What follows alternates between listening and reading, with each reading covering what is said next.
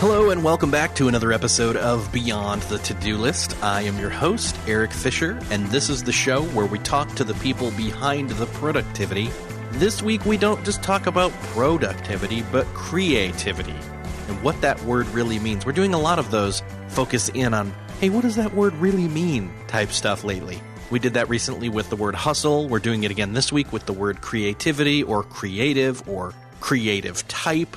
And while you may not think you are one of those quote-unquote creative types, but you probably are. In fact, we all are creative and have creative type blood running through us. This conversation is with Kent Sanders, who is author of The Artist's Suitcase, 26 Essentials for the Creative Journey. And again, this is not just about doing good work or doing quote-unquote art and that vein of creativity or writing or words. But we get into the nuts and bolts of this. What the heck does creativity mean? And why do we so easily lump it together as just this special thing for some people and not something that everybody in everyday life can do? Again, one of my favorite conversations to have had thus far on this show, and I'm very happy to bring it to you. I'm also happy to bring you another suggestion of a course from lynda.com that goes right along with this podcast conversation. If you don't know what lynda.com is, it is a site where you can get thousands upon thousands of training and coursework all about every subject out there imaginable, tools, tips, tricks, just learning like crazy. And as we talked about in this conversation, where it's just-in-time learning and that phrase that keeps coming up called just-in-time learning, lynda.com is a great source for exactly that. If you're not already a member of lynda.com, you can go to lynda.com/TODO and get a 10-day free trial through Beyond the To-Do List. Again, that's lynda.com/TODO. And my course suggestion this week is called Creativity Bootcamp.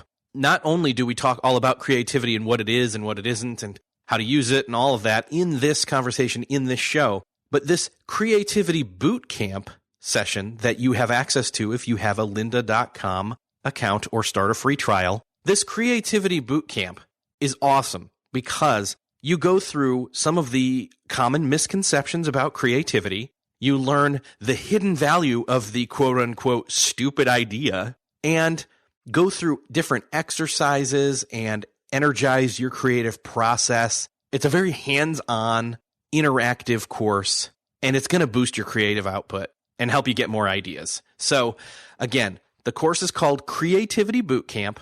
Search for that once you've started your free trial at lynda.com/TODO. That's lynda.com/TODO. And once you get in there, or if you already have a lynda.com account, type in Creativity Bootcamp and you'll find the course.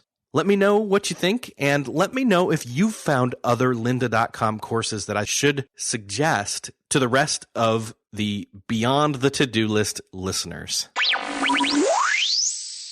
This week is my privilege to bring you Kent Sanders of The Artist's Suitcase. Welcome to the show.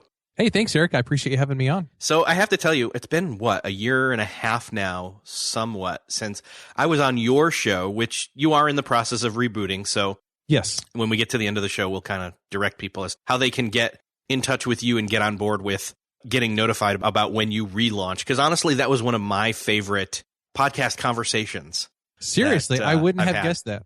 Yeah, it was fun. I mean, I think it's been a while since I listened to it, but I remember this impression of you were getting stuff out of me that I didn't know I had to give.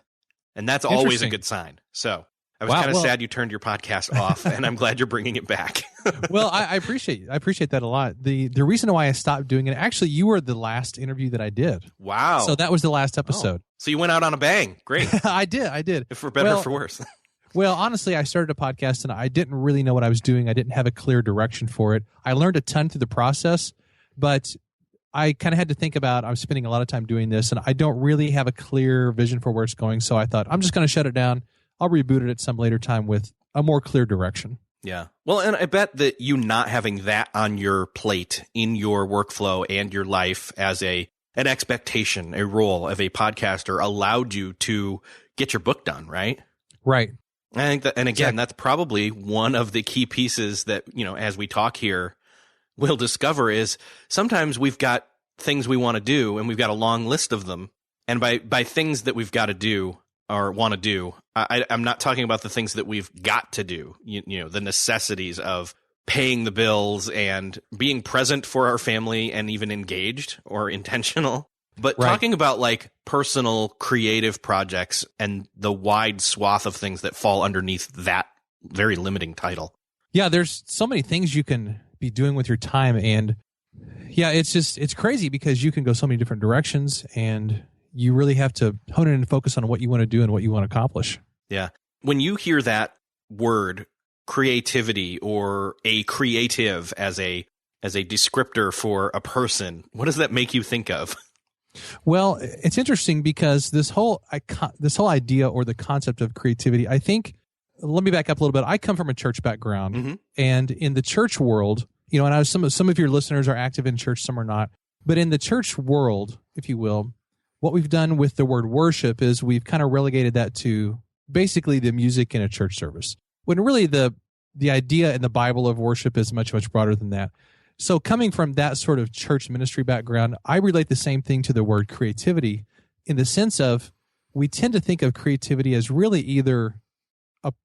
applying to only two groups. We think it's either people who are very eccentric or flamboyant or quirky or those weirdo artist people, or we think that creativity is something that really only applies to kids. Like, hey, here's the kid with his Play-Doh or his Legos, or, from our generation, the kid with the Light Bright, stuff like that.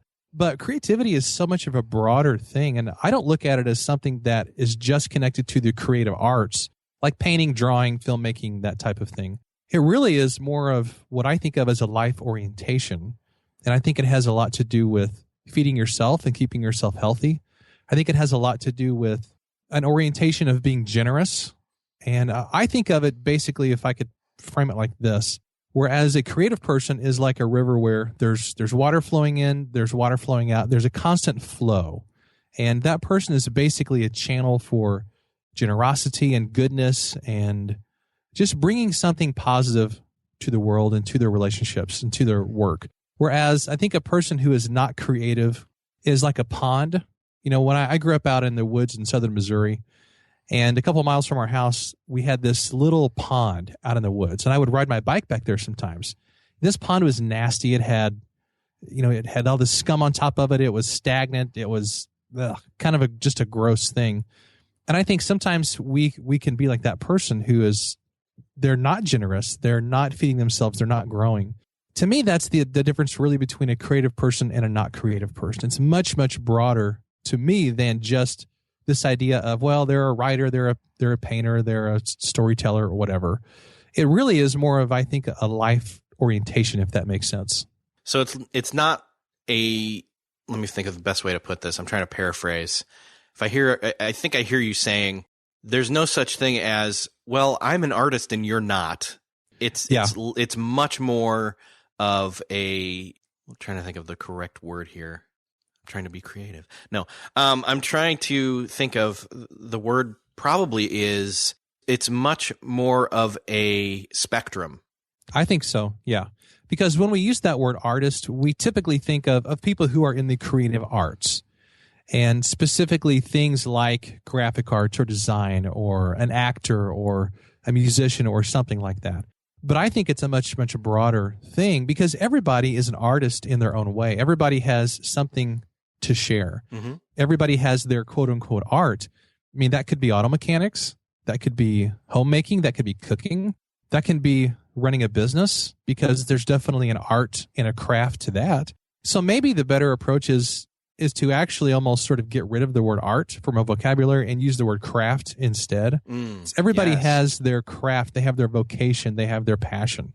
Really, I think it's the same thing as saying, hey, that person is an artist. Well, yes, that's one term we can use for it, but there's so much baggage attached to that idea of arts or even the word creativity that maybe we could look at it more in terms of this person they have a calling, they have a passion, they have a craft that they do, whatever that is. So I don't put any distinction between myself and the guy who fixes my car, in terms of what I do is art and that's creative, but this guy isn't. I mean, yeah, well, the way I see it is that, yeah, there's no difference between a person who's doing some other craft and, say, a mechanic on a car, because ultimately you've got your medium that you work in and your tools for that. And, the tools that when it comes to an automotive person, I don't get it, but I can appreciate the complexity and their creative talent and hard work that they pour into that. And they're passionate about it. And thankfully so, because I'm not, and I don't understand it, and I need my car fixed. So, oh, completely. I think what we've done in modern culture, maybe even just Western culture, I don't know, but we tend to take people with certain giftedness. For instance, musicians, actors, filmmakers, other celebrities who sometimes don't have any giftedness, but they're famous for no reason. They're just famous for being famous. But we take that group of people and we have really elevated them to this almost like a superhuman level. Yeah. And also we do the same thing for athletes as well. You could put that in the same category, maybe even more so to some degree. But we've relegated those people to a higher class than people with other giftedness, like, let's take the auto mechanic example. When really you're exactly right. It's not really a matter of this person is gifted, this person isn't. It's just they have two different mediums. And for whatever reason, we tend to really elevate people with specific types of creative gifts. I don't know why we do that, but it's just kind of how it is in culture. Yeah. Well, and I think, to keep going with this analogy or this analysis even, the automotive person, to a certain extent, is working in a medium that has a very practical application for everyday life. Utilitarian, or utility, I guess I should say, is right. That it provides something that we need as a necessity. Now, am I saying that the musician is not providing something that's a necessity? Honestly, I'm not, because I'm not saying they're not. Oh my gosh, double negatives. Anyways, what I am saying, what we need somebody here is a writer. Oh wait, what we need to do is look at the value. I'm looking at the value of what it is that it is created, and it's subjective, but to a certain extent, some of this stuff is very like baseline. Hey, if these people weren't good at what they do and weren't passionate about it, then, society would be kind of set back or strained, because we wouldn't have people that are making cars and building cars and creative in that sense. And then again, if we didn't have people making music, life would stink a little bit more. Without that music, it totally would. I mean, let's not. But to say that Bono, for example, is better than someone else, like it's well, I guess I would say that. But anyway, that's just because I like him a lot. Whatever. Anyway, let's go back to this word generosity or generous. You used that word as you were describing a creative person, and I really kind of I get the analogy of the pond versus the river. What do you mean by that generosity or that generousness? Well, I think it has, typically we think of generosity as a financial thing first and foremost. And, like in the church world, for example, when we talk about generosity, we mean tithing or giving or whatever. But I think it goes far beyond just a financial thing. I think it is a way that you're oriented in life. For instance, I think it also applies to when you're walking down the hall at your workplace or just in public or whatever. It means you're not just kind of in your own little world. You're making eye contact with people. That means you're intentional about giving people compliments. And I think the first place that our generosity starts is with our words. I don't think you can be generous financially, but then be very selfish or very stingy with your words. I think the two things go hand in hand. It's just two manifestations of the same impulse, I think, which is, hey, I'm here to give. I'm here to bless other people. I'm here to contribute and to be positive and just to bring something to the world. And that impulse will show, I think, in your words and being complimentary of people, of noticing people. It's kind of like Andy Stanley's book, The Noticer, that type of thing. Mm-hmm. I think it does come out financially, as much as we're able. We understand that money is not something just to be hoarded for ourselves. It's a channel of blessing. And, the more that we give to people, the more that we do get in return. So I think it's that orientation of just helping people, of blessing people, of being a force for good in the world. I think that's where it starts. Yeah, being a conduit, being a receiver to what the world is giving you, and not just through monetarily that you may or may not have earned, or through experiences, but all of these things as it's almost, I'm picturing the cover of Dark Side of the Moon right now, where you're receiving the one thing and out from you as an artist or a craft person, a creative person, that you're receiving all these things on one side and out the other, or out of you to everyone else. You are then generously giving what you've received, and it's flowing freely through you. And it takes, and so then what we're saying is that someone working in any kind of craft, let alone your personality or your being a good person or whatever, that it comes out in all those different things that you are involved in. I think so. I really think it does. Now, the thing that I would say, though, is I think sometimes we mistake generosity for, I don't know how to put it exactly, but we think that means that we have to be trampled on and let people take advantage of us, and that we don't make any money for things. And those aren't the same thing at all. I think generosity, it does mean that we get compensated for doing good work, and hopefully we get compensated well for that. And there's all kinds of spectrums on that end of things, but it's more than just, hey, I'm just going to give away everything. I'm going to let people take advantage of me. It's really, again, just an orientation of doing the best work that we can, of being generous with it, of hopefully giving really, really good value to whatever it is that we do. So I don't think it's a thing where we just say, well, I'm just going to give everything away and I'm not going to be compensated or somehow paid back for what I'm doing or something like that. Yeah, no, I think there's something inherent in, if you're doing good work, you deserve compensation in some way. And I think at different stages of how, I'm really mangling these words. I'm trying to figure a better way to say this, but I guess I'm saying the work that you do is worth getting compensated for appropriately, and some is worth more than others, but only if, and that's not to say giving something away for free is not a good thing, but it's also not a good thing to say that we should always give everything we do away for free. Right. So There's a mix there. For example, let's go back to the car thing again. I think that makes sense. I think it applies here. Like, the guy could be working all day, every day on cars and love it, and he gets paid well for it, and he enjoys doing it. Now, say he has a friend in need that he knows really needs his help to come check something out. Well, there's a difference between getting taken advantage of and asked to do that thing all the time. Yes. But there's a difference between that and this person knowing that need and sensing that need and being aware of that need and stepping in and offering on a circumstantial basis without even thinking about it. Like, just, no, the need's there and I'm going to meet it. And that, I would say, is generosity. Yeah. Well, and I think generosity can also maybe even show itself in the fact that we do charge people for things, in the sense of, I think generosity is concerned with giving something of real value, but it's also concerned with wanting the best for people, because it's, commerce is not a one-way street. There has to be equal value on both sides. And sometimes the best way to help somebody is by charging them for something, because when they pay for it, they're going to be more likely to follow through on it or go through that course or use that product or whatever it is. So I think it's all related to each other. It's just, I want the best for someone. And sometimes that means I give them something for free. Sometimes that means it means I perform a service for free, but also it means I think sometimes we do charge for it because that's what's going to help that person the best.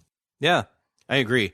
And honestly, one of the things we may have overlooked is sometimes charging somebody for something that we have created is our way of allowing them to tap into their generosity.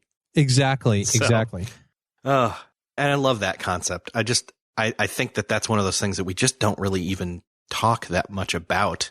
So as somebody is being creative, as they are in whatever field it is, and even if they don't feel like they are, figuring out a way to maybe tap into that.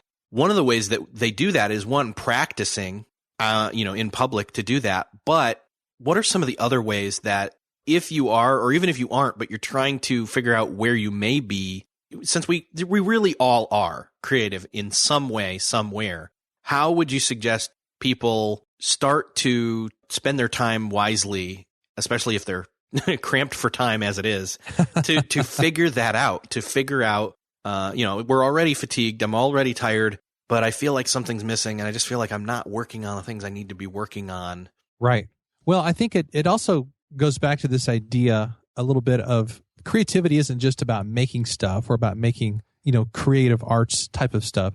It's really, again, it's a state of your life. I think it's an orientation or an impulse. But whenever we're really pressed for time and whenever you feel very stressed about life, you feel like you have no margin, you're tired all the time, you're irritable, that's not a state in which you can be generous or to think about others or to think about, your own growth or creativity. So I do think it goes back to, in order to be creative, you have to have kind of a baseline of energy and a baseline of margin and of space and health in your life. And many of us don't operate like that. We don't have any margin. Yeah. So for me, I think it really looks at how do I spend my time?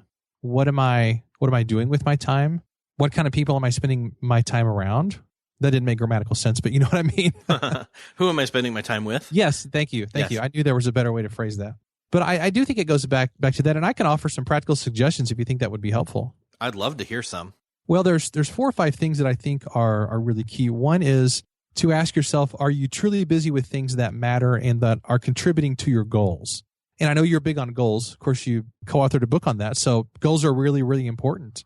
And I don't think we can really determine if we're using our time wisely if we don't know what our goals are and we don't know what we want to accomplish. So to me, it really begins with knowing what you want to accomplish and where you're going.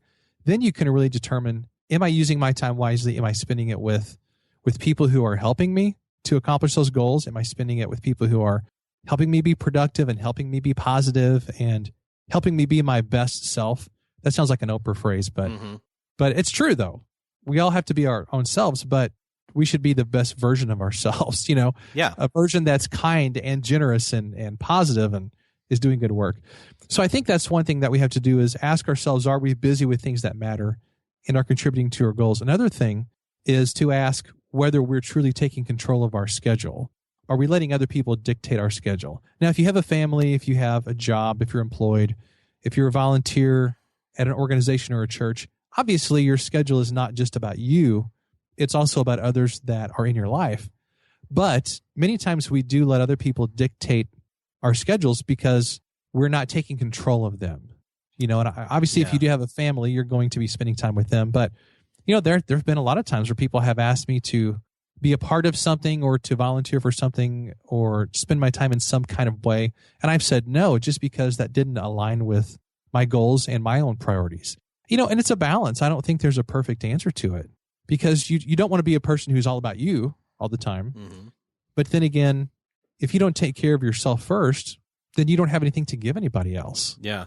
It's a balance. Yeah. There. I when I hear you saying that, I hear, when I hear you say, ask yourself who has control over your time or your schedule. I also think who has control over that and to what extent, like how much permission do they have? Because for example, your wife's probably got the most permission aside from yourself. And that's a different relationship than say maybe the kids and also different from say your parents or your boss. And again, the boss thing comes in and it's like, okay, well, they have a certain amount of time on me, but yes, you need to know the boundary there as well.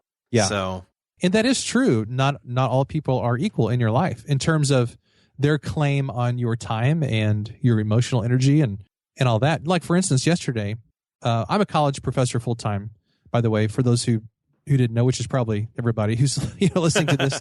What's this guy actually do for a living? I teach college, and the good thing about the nature of my job is that it is flexible somewhat. And every semester I have a little bit of a different day schedule. So yesterday, my wife sends me a text about 10 in the morning and says, "Hey, do you want to have lunch?" And I was actually done teaching for the day because I teach some hybrid and online courses, so it's not all face-to-face classes. Right. And I had nothing else going on the rest of the day schedule-wise, and so I thought, yeah, let's go to lunch. So I left here and drove to her workplace, and we had lunch together. Now, if someone else had come in and said, "Hey, do you want to do lunch today?" I probably would have said no because I actually did have work to do. But for my wife, I quickly dropped it and thought, I can pick this up later today or whatever. But for someone else, I probably wouldn't have done that. So to me, that's an example of you have to know what your priorities are. And gosh, I don't get it right all the time by any stretch. Yeah. Well, and you're playing it by ear. I mean, again, you weren't even expecting your wife to text you about lunch. No, that's true. That's true. You were, but because you had your priorities already in place, you were then able to quickly assess and be generous to her with your time. Exactly. I love that. It's a practical application that just plays out right there in front of you. So how then, what are some of the other tools here when it comes to busy people? Their schedule is packed. Maybe they have gone through and they've decided, okay, I've asked myself those questions and I do kind of have a handle on that, but I still feel super busy. Well, let me kind of get to the psychology of the busyness for a little bit. And I'm not a psychologist. I don't play one on TV or anything like that. I do work with college kids all the time, and that's really interesting because, you know, college is a unique time in your life for listeners who have been to, you know, a traditional college setting where you live and you go to classes for, you know, 4 years and all that. And that's an interesting time in life because college students are very, very busy. Now, I think of myself as a busy person, but when I look at the schedules of some of my students, I mean, they're in class all day. Most of them have part-time jobs, some of them full-time jobs. And then they have other commitments on top of that, and they have stuff going on all the time. And, you know, half of them are up half the night, every night, doing stuff, homework and whatnot. And one of the things that I like to do with them is I like to sit down with their schedule and go through it. And I like to probe, why are you involved in so many things? Obviously, you're in class, you have a job, but that doesn't consume all of your time. And what applies to college students applies to us as well. I think we have to sit down and really ask ourselves, why is it that we feel that we have to be busy all the time? You know, for instance, when you're sitting at home, you know, earlier before I think we started this conversation, we were talking about smartphones, and I tend to pick up my phone all the time. It's just an ingrained habit.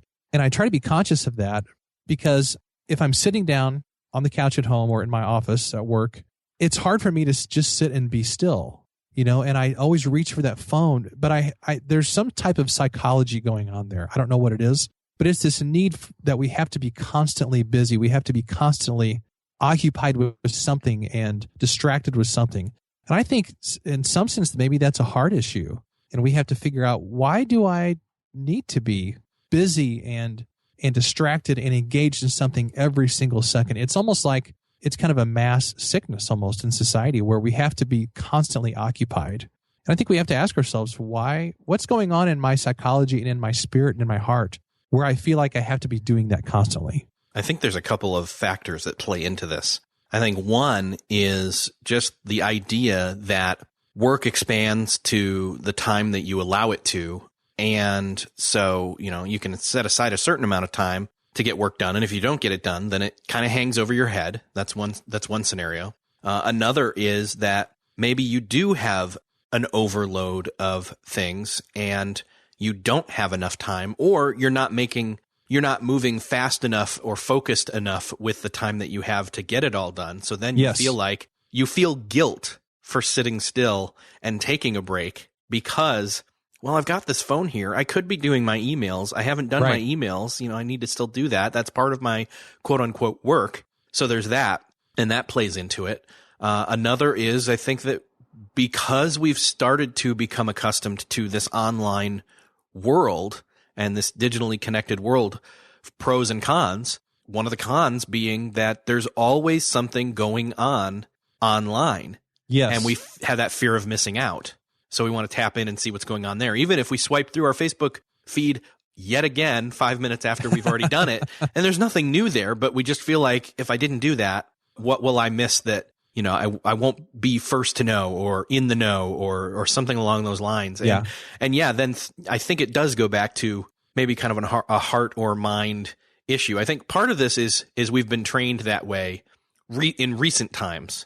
But I also think part of it is we've been trained that way or allowed ourselves to be trained that way for the fact that we already kind of felt like we had some internal struggles already with in regard to boredom which is a good thing. Boredom, as well as just wondering if there was something there to, you know, occupy your time. I mean, I'm a child of the 80s and the video games, and me too, definitely played them any chance I got. So how can I fault my kids for wanting to grab an iPad every 5 seconds that they have? And yet I know it's not good for them or me. Yeah. Well, it is funny because as a kid, we had this is going to go way back. I know where you're going. I heard that. We had an Atari at home, and I played the heck out of that thing, and I loved it, you know. But yet and I turned out okay, I think. Other people, that may be debatable. I don't know. But then I see my son playing video games, and there's part of me as a parent that goes, oh my gosh, he's played that more than an hour. It's going to fry his brain. He's going to flunk out of school. He's going to become this terrible human being. And I think in my own heart, I tend to maybe overreact with things like that sometimes. I don't know. I think all parents are just trying to figure this out, and what's enough and what's too much. And I don't know. I definitely don't have it figured out. But I know as a kid, I did watch a lot of TV. I did play a lot of video games, and I never could as a kid though beat Super Mario Brothers 1. I just beat that game a few years ago on our original Nintendo. I know that's crazy. Yeah. And here I am like mid-30s, and I just beat Super Mario Brothers 1, Save the Princess. I was probably in my 20s when I did it, and not my so I can identify. I just had the window was there sooner for me to go back and be like, all right, my old nemesis, I will get you now. I never have beat Super Mario Brothers 3. That still really bugs me. But I did that first. So really, that's impressive. Yeah, that was one of those ones where, again, I would sit and I would study the gamer's manual to that game when I was a kid. I'm trying to think of when that was. But anyways, yeah, I totally get it. We want to fill the time partly out of guilt because we have the time. We try to fill our time with stuff that will occupy us because we feel like we should be doing something worthwhile with our time. And then when we choose wrong, we get double guilted because we're not using it wisely. And so how the heck do we break that cycle? Yeah, that's really tough. And I don't think there's any simple answers for it. I don't think there's an easy 3-step system for doing that. But I do think habits are a huge part of that. And for me, and I don't do this perfectly by any stretch, and I probably mess up more than I get it right. But I do think somehow just getting away from our devices can be a huge part of that. And even just having a cutoff time. Mm-hmm. Like, hey, after 10 p.m. or 9 p.m. or 11 or whatever, I'm not going to get on Facebook. I'm not going to check email. I'm not going to do this or that. I know that for myself, if I check Facebook from 9 p.m. to 11 p.m., I'm going to be on there probably an hour because that seems to be when all of my Facebook friends are on there. It's kind of like a virtual party, and you don't want to miss out on it because it's people that you genuinely like and are friends with. They're commenting on things, sometimes things that are important and that are helpful or funny or whatever. You want to be at the party when everyone else that you want to be with is at the party. You don't want to be there by yourself. You do. And sometimes you do miss out on stuff. I mean, let's face it. You do miss out on connections sometimes, but at what price does that come though? Well, so I want to point something out here. Until the internet came, you weren't everywhere at every point in time. Exactly. Analog.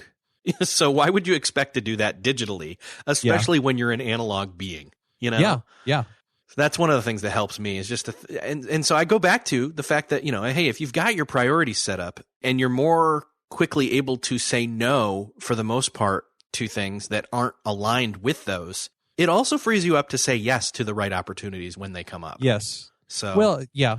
And I think part of it too is the fact, and it kind of goes back to the psychology a little bit of why do we feel like we have to be engaged all the time? What is it that's going on in my life where I feel like I've got to get on Facebook and be involved? And part of that, I think it's wanting that validation from other people. When we're not comfortable with who we are and what we're doing in life, and sometimes we feel like a failure and we don't feel successful, we want that validation and that involvement from other people. And, social media is a great place to find that. It's also a great place to find a lot of other bad stuff and negativity if you want to seek that out. But there's something about, I think, wanting other people's validation, and we want them to affirm us as a person, and that, yes, I'm funny or I'm worthwhile or thanks for sharing this or whatever it is. But, the more comfortable we are in our own skin, I think the more that we accept who we are. Again, this kind of sounds like an Oprah show a little bit, but I think it is true.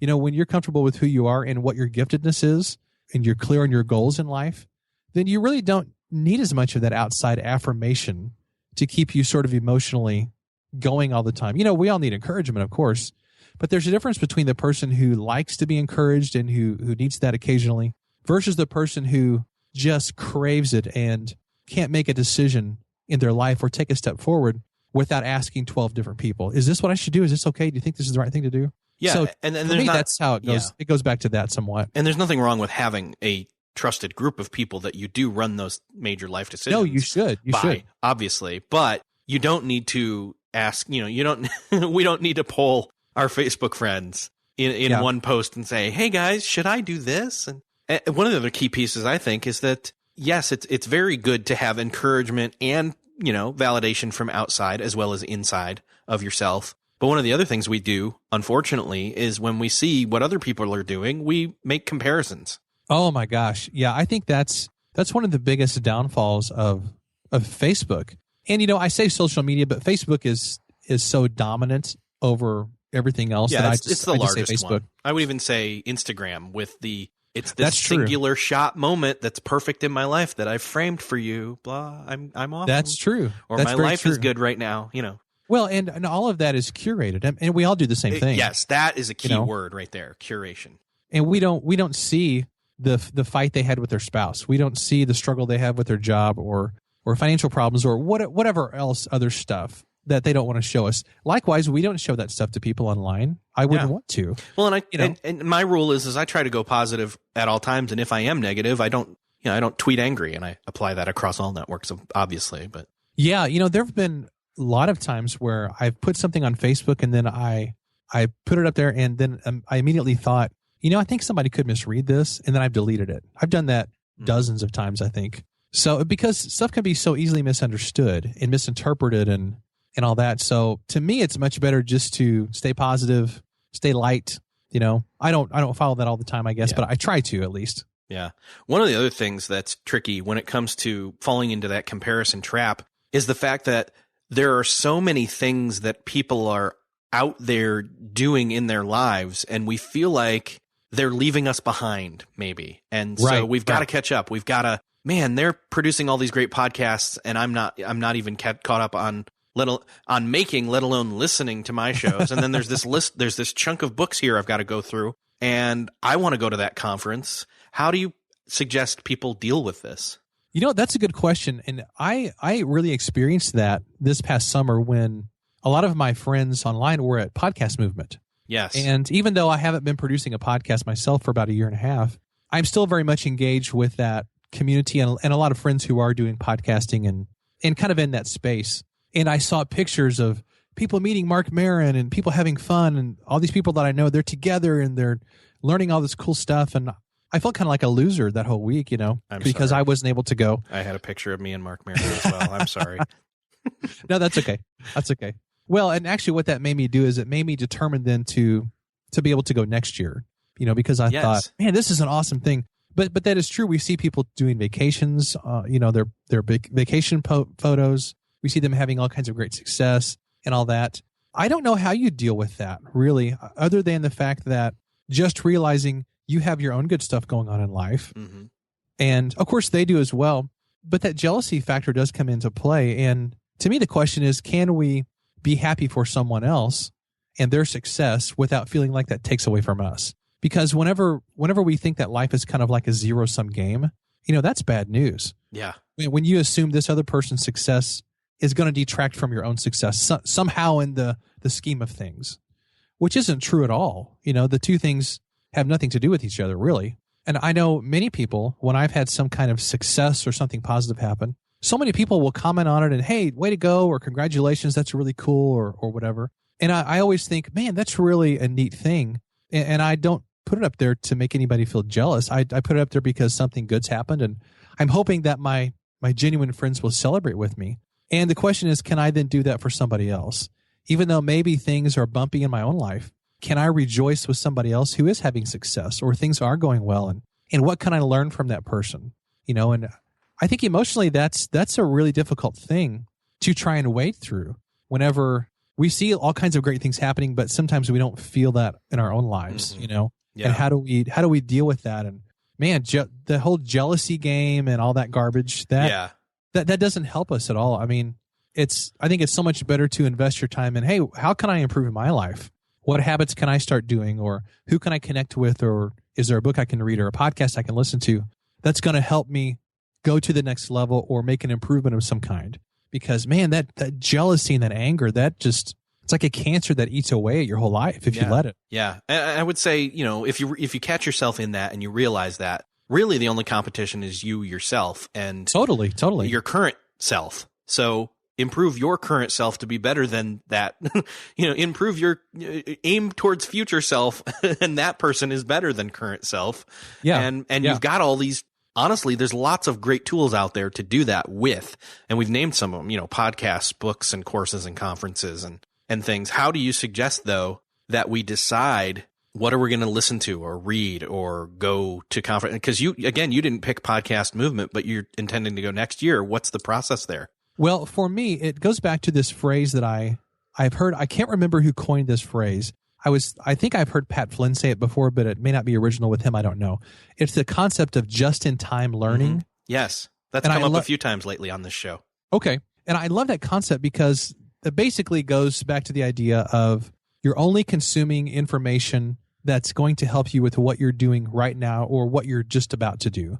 And other stuff is really extraneous because it's not helping you with what you're working on right now. Because what happens sometimes is when we listen to so many different things, whenever we read so many different books, we're subscribed to, 600 different newsletters from blogs and all this stuff, is we get this information overload and we're completely paralyzed because, hey, this guru over here says we need to be doing this. Well, this other guy says I need to be doing this. This other guy says I need to be reading this book. Hey, this gal over here, she says I need to be taking this course. And you just become completely paralyzed. At least I've had that happen to me before. Well, and they may all be right.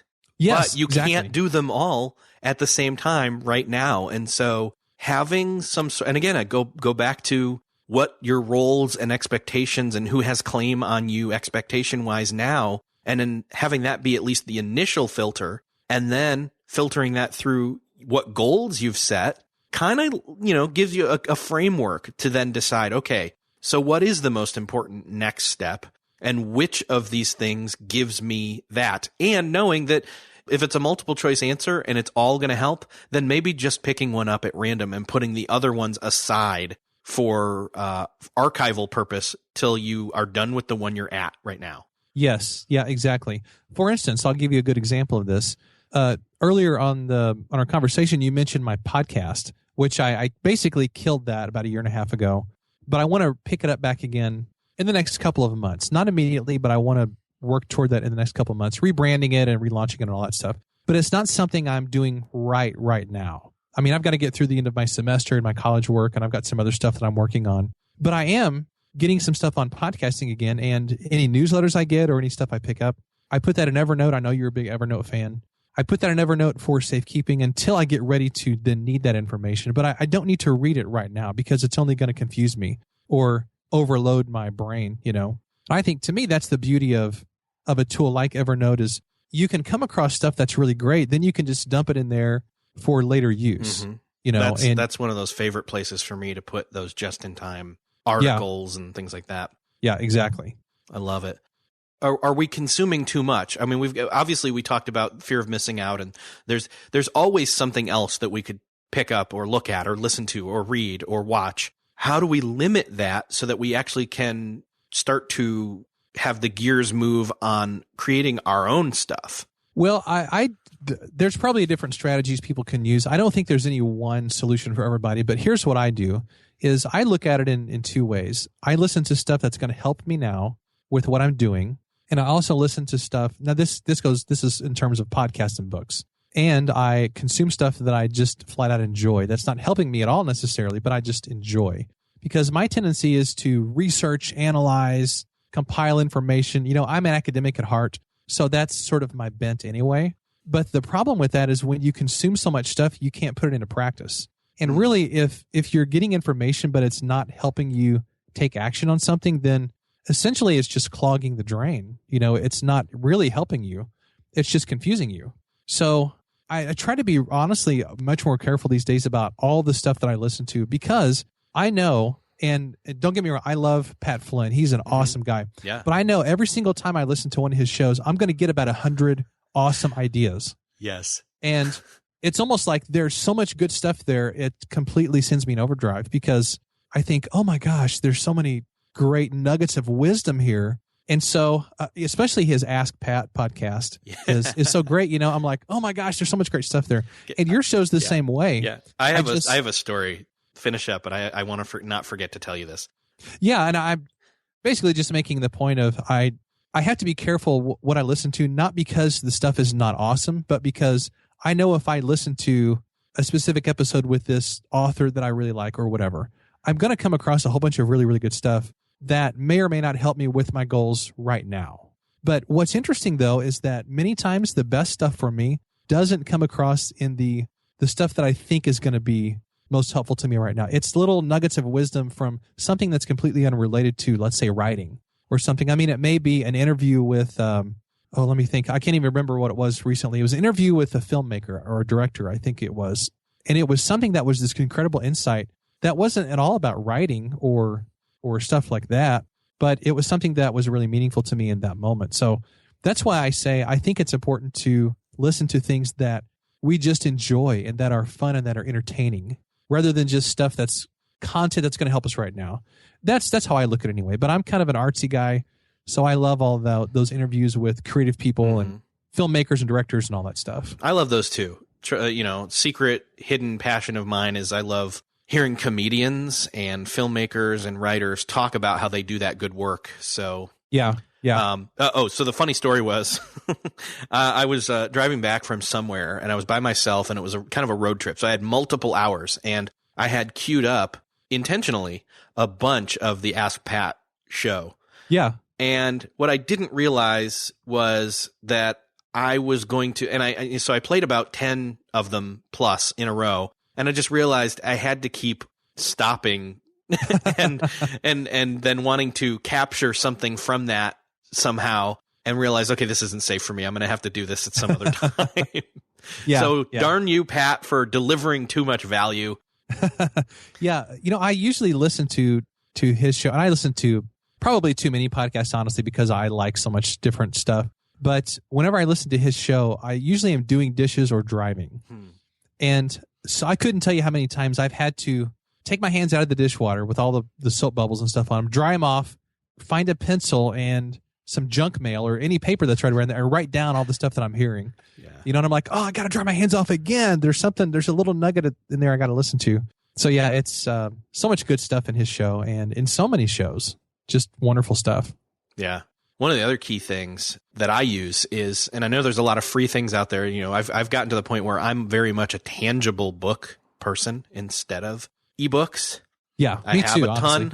I have a ton of ebooks in my Amazon account. I don't own a Kindle anymore, but I do have an iPad Mini. But there are so many in there that I just don't read. But I have tangible books, and I enjoy those. And again, that plays into the whole turning screens off earlier and having your mind not be blasted with rays of light while you're reading.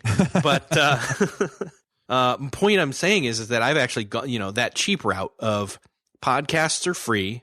There's lots of great articles from blogs for free. There's libraries, these things called libraries. Have you heard of those? I have. We go there frequently, actually. That what I'll do is I'll say, oh, so-and-so's got a new book coming out or just out. I'm going to tell my library they should get it. And a lot of times they will. And that's amazing. You can get it first reserved, and then you don't have to buy it. You can read it for free and then return it. And then, maybe somebody else will in your local library find it and benefit as well. So, yeah.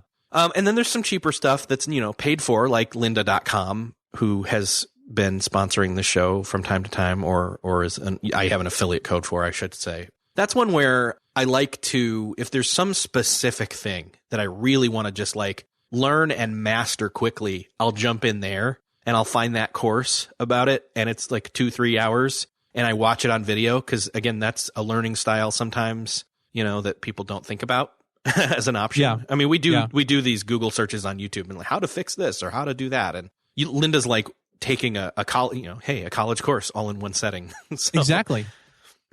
That's why I love all that stuff. And I've bought so many courses on Udemy. They have their $9 and $19 sales a lot of times. And I've bought way more courses than I've actually sat down and gone through. But I love the format on there. It's so well put together. It's so handy. And I just love it because there's so many opportunities for learning today. The downside of that is that you have to be really clear on what you're supposed to be learning. Mm-hmm. Otherwise, you're just completely overwhelmed with stuff, especially on YouTube, because darn YouTube, they put all those links on the side for related videos. And I inevitably will watch something and then I'll see something on the side that, oh, that's kind of interesting. And or autoplay. Yeah, exactly. And in this kind of creative space that I try to stay in with writing and blogging and stuff, I'm interested in literally everything. So, like, for example, a couple weeks ago, I forget how I even found this. It was somebody's newsletter or something, but it was a 15-minute video of this crankshaft being machined out of this solid piece of metal, which sounds absolutely crazy. Like, why would anybody watch that? But to me, it was mesmerizing to see this computer-controlled machinery actually machine this really intricately designed piece of automotive hardware. Mm-hmm. And then I got in watching it and I thought, why did I just watch that? I just wasted 15 minutes of my life, watching this crazy video. But it was really interesting to me. But here's the thing. It's not wasting if you're doing it at the right time allotted for you to do that, watching. Right. Exactly. That's the key piece there, is the to keep it in context of time and space and attention. So Speaking of books and speaking of things where people can learn from, and yes, it is an ebook, but it's still well worth reading. Is there a non-ebook version of The Artist's Suitcase? Yes, there is actually print, audio, and ebook versions. Okay, good. Because I was going to feel bad saying, well, it's only an ebook, so. No. So you've created something that I think everybody should consume, and I think it may be the right time for people to consume it in their creative journey. See what I did there? The Artist's Suitcase, 26 Essentials for the Creative Journey. What are they going to get when they crack this book open digitally, audioally, that's not a word, or tangibly in their hand? Yes, trademark. Well, this book is not just for quote-unquote artists or artistic people. In fact, maybe I mistitled the book, I don't know. But in hindsight, you always see things a little clearer. Mm-hmm. But that's the whole argument of the book, really, is that it's not just about painting or drawing or whatever. I do talk a lot about that in the book, but it's really for anybody who wants to expand their creative life, no matter what type of work that you do, or no matter what type of job you have or what your interests are. So the book basically is 26 short chapters on the creative process, and each chapter focuses on a letter of the alphabet. That's why it's 26 chapters. For example, the letter A stands for attitude. I talk about the importance of your attitude in your creative life. The letter B stands for blank page. What do you do as a creative person whenever you face a blank canvas or a blank screen or a blank page? And the two voices that are sort of calling out behind that, and how do you deal with, the monster that says, you can't do this, you're not any good, you're not gifted. But then the muse that talks about, hey, you are gifted and you're blessing people and people love your work and you can totally do this. How do you deal with those competing voices? So the book goes through little short chapters that deal with different aspects of creativity. And what somebody comes away with after reading this, my goal is hopefully that they feel more creative, more willing to take a risk, and more affirmed in their creative calling. And hopefully they get a lot of practical tips in there as well. And in fact, one of the resources I cite in there is your book on goal setting. Nice. As something that they should definitely be looking at, because just at a basic level, creativity is a practical thing and it has to be practiced. It's not something you just kind of wish for. Man, I wish I could be more creative. I mean, you have to just sit down and do the work, really, and sometimes just fight through the process. So I hope that it'll be inspiring, but also very practical on some level. It's a short book, 120 pages or so, and I did that intentionally because I want people to consume it in little bite-sized chunks. That's awesome. A great way to deliver that, and a great way to deliver value. Where can people go to find this? Well, you can go to Amazon and just search for my name, Kent Sanders, or you can search for the book, The Artist's Suitcase. You can also go to my blog, which is kentsanders.net, and there's lots of other stuff there that's related to creativity and the arts and the creative process and all that good stuff. But yeah, those are the two main places. I'm also on Facebook and Twitter, and your listeners can find me there as well. Awesome. Kent, it's been fun talking with you, and I hope to see you in person at Podcast Movement in Chicago in the first week of July 2016. I am planning on it. I live in St. Louis, so Chicago is not that far away. Oh, you can jump on the train and get up in there. I can. I love riding that train up to Chicago. It's a blast. Nice. Well, I will see you there, and again, thanks for being on the show. Sure thing. Thanks for having me. I appreciate it. So what do you think? Are you creative? Have you held off on opening up that part of your life in whatever it is you do in your day-to-day work? Even if you think it's just some sort of mundane, boring activity. You can always insert creativity or acknowledge the fact that you yourself are uniquely able, through your experiences, through your perspective, to apply your creativity to that activity. I want to encourage you to check out Kent's book, The Artist's Suitcase, 26 Essentials for a Creative Journey. And as you heard, again, it does not just apply to someone who's quote-unquote an artist or a creative type. It is for every single person out there to learn how to apply and unlock, honestly, the creativity that is inside them and apply that to everything they do in life.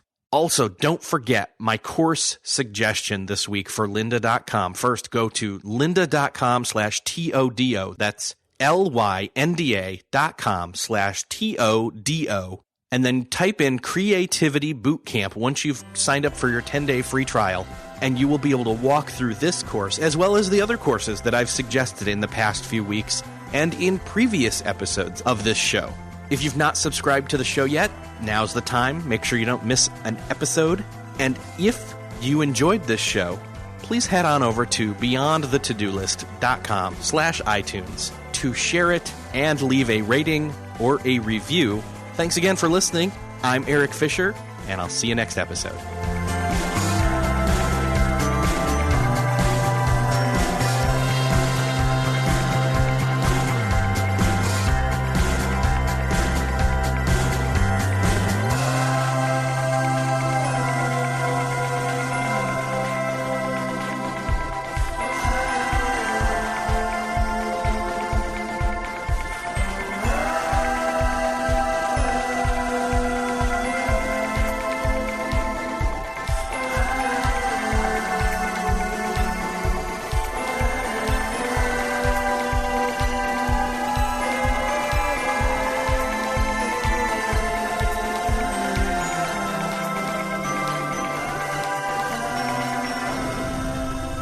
Beyond the To-Do List is a proud member of the Noodle Mix Network. Find more of our award-winning and award-nominated podcasts to make you think, laugh, and succeed at noodle.mx. Learn how to podcast, theorize over the TV shows Once Upon a Time, laugh with our clean comedy, delve into science fiction and philosophy, learn critical thinking from movie reviews, and more at noodle.mx.